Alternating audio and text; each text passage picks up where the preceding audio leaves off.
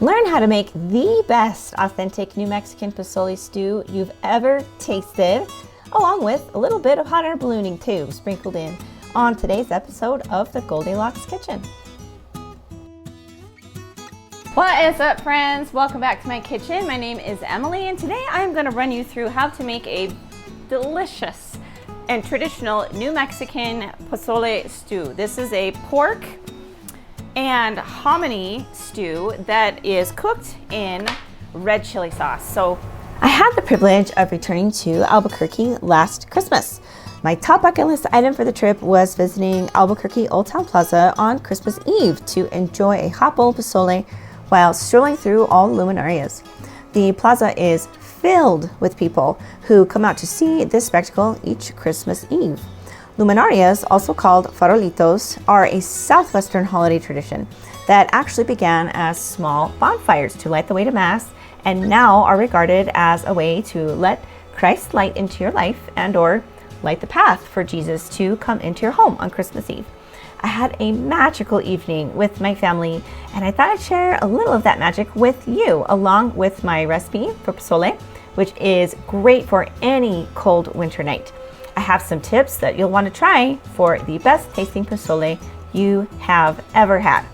And of course, I also had to do a little bit of hot air ballooning while in Albuquerque. Hot air ballooning was a regular pastime for me, and I loved being a part of that community. So I jumped at the chance to meet up with my old pilot and crew once more and get in there and wrangle some hot air balloons. Anyway, I had so much fun, but now back to the pozole. I have two different varieties here that I just wanted to show you today. So I'm going to use these Ancho chilies today, and these are dried poblanos. They're a kind of a bigger, more roundish, dark green chili pepper. These are traditional dried red New Mexican chilies, or some people will call them Anaheim or Hatch chilies. And that's what they look like when they're ripened. When they turn red when they ripen, and then they are sun-dried, and that is to preserve them basically, so you don't have to refrigerate them. You can keep that wonderful chili flavor all year just in your cupboard, and when you're ready to make chili sauce, you have it on hand and it's ready to make. So today for this recipe, though, like I said, I'm going to be using the chili ancho chili. Oh, and I have a picture right here in my cookbook too. I was going to show you. So here's a poblano chili, and that's what it looks like dried.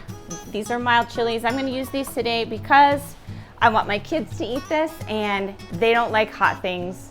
They don't like hot food at all. So that's why I'm choosing to use those today. Normally I would make this stew with the traditional New Mexican, so you're welcome to do that, and I would encourage you so you get that more authentic flavor. But you can find this recipe and more in my fabulous cookbook right here. It's on sale on Amazon right now. All right, so moving on. So we've got our chilies. Next, we're gonna need some hominy. So I have here about 50-ish ounces. It's two large cans of canned hominy. Okay, and this is very well rinsed and dried. And then along with our stew, of course, I have some boneless pork ribs. These I find give the best flavor, and they just cook up so soft after it's slow cooking. Really, I find that this is the best option for me. This is what I like in my pozole, and I would encourage the same. So boneless pork ribs. And then just a few other ingredients like oregano, which I love adding fresh oregano. So that's great, but if you don't have fresh, of course, you can use dried. A little bit of garlic, lime juice, lots of onion, and also cumin, salt, and bay leaf. Okay, let's get started. All right, first we are going to roast our chilies.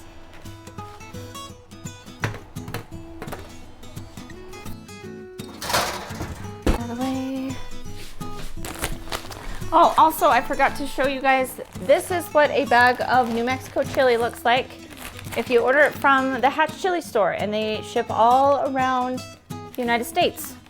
So if you really want to try traditional New Mexican chili, this is what you need right here. And while that chili is warming in the oven, let's go ahead and dice our onion.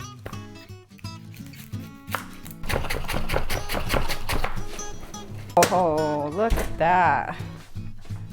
Check that out, how much they puff up. Isn't that cool? All right, so here I have removed the stems and seeds of these chilies. And now I'm going to actually microwave them in some of this broth. Now, some New Mexico purists might be a little upset with me for using broth instead of water. So disclaimer, don't judge me. I've just always made my chili sauce with chicken broth instead of water. I just can't skip out on adding more flavor and more depth and richness to my sauce. I just can't do the water. I'm sorry. Don't hate me. Don't hate me. About, I don't know, about a cup's worth of broth. Maybe we'll press them down in there a little bit. If we can. Just smoosh them down in there, you know? Smoosh. Sometimes it's okay. They don't have to stay puffy. All right. Right, so we're gonna let these soften in the microwave.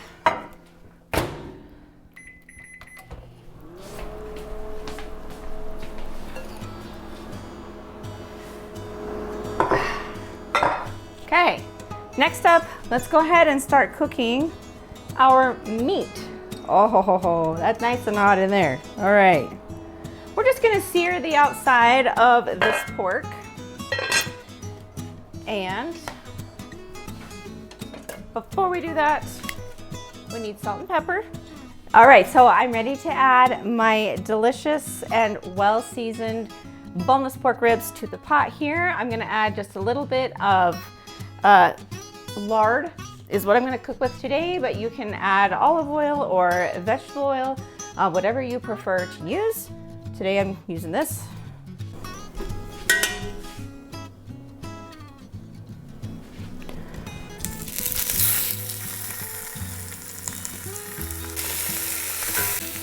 So you'll want to brown these ribs really well. You want to get that nice dark caramelization.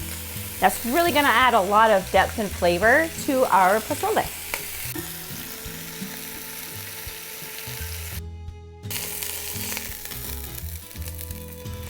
All right, so once all of your pork is nicely browned, you're actually going to take it out of the pot. Now here's my first trick for really boosting the delicious flavor of this pozole stew. We're now going to toast the hominy right here in the pot. In all of this delicious flavor that has been left over by the pork, in goes your hominy.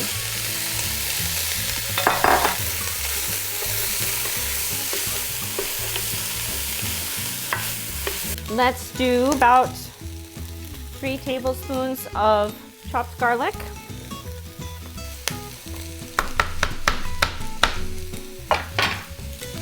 And I like to use a garlic press, but you're welcome to chop it fine, whatever you prefer.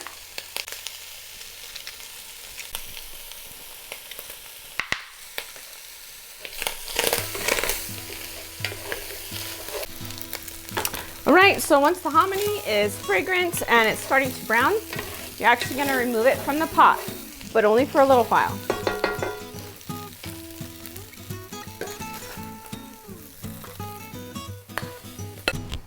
Adding a bit more lard. And in goes the onion.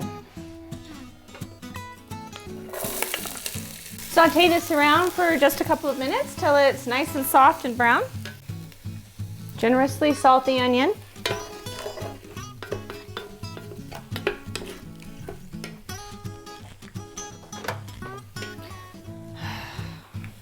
Make sure your cooker stays on.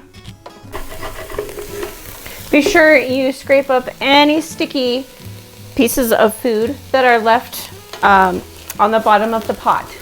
That's called fond, and it actually adds a ton of flavor to your soup and stew as well. So it's perfect for cooking your onions in there because it's going to soften up that fond on the bottom, so you should just be able to scrape it right off. All right, the onion looks nice and browned. to me. Hopefully you can see that. We are going to add the garlic, a little bit of cumin. Stir that in too. Just gonna let those toast for maybe 30 seconds. Oh, it smells so good. All right, now we're ready for chicken broth. Now I never buy ready-made chicken broth. I'll either just save what I make at home, or I always have this big jar at hand. If you don't have something like this in your pantry, this is really a pantry staple. You should have some. It's just powdered chicken bouillon, and I use it almost every day. I mean, it's almost gone, but definitely a pantry staple. I highly recommend. Okay, now we're gonna add bay leaf. We're gonna add our toasted hominy back into the pot. So just if I wasn't clear, I just like to cook the hominy in here after the pork so that I can toast it, and it just adds another little dimension of flavor, additional flavor to the hominy, nutty richness of the hominy, and that's gonna go into our stew. And now the pork also goes back in here as well, and any accumulated juices.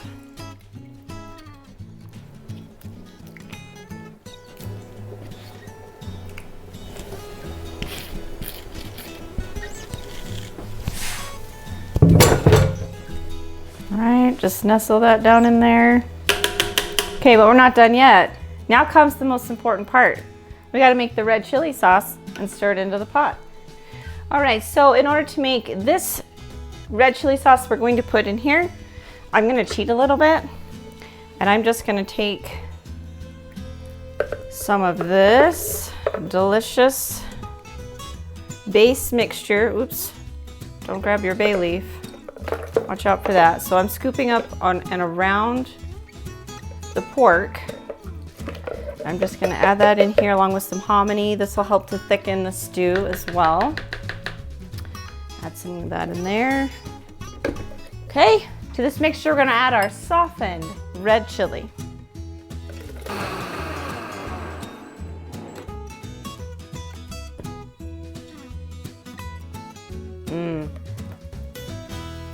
We're gonna pour all that right back in here.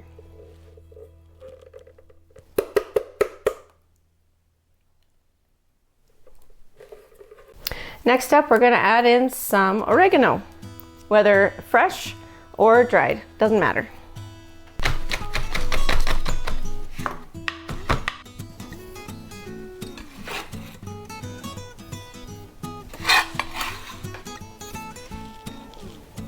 Beautiful thing about the way that red chili sauce cooks up is those flavors just really deepen and become complex the longer and slower that you cook it. Do slow cooked meaty dishes just like this pozole.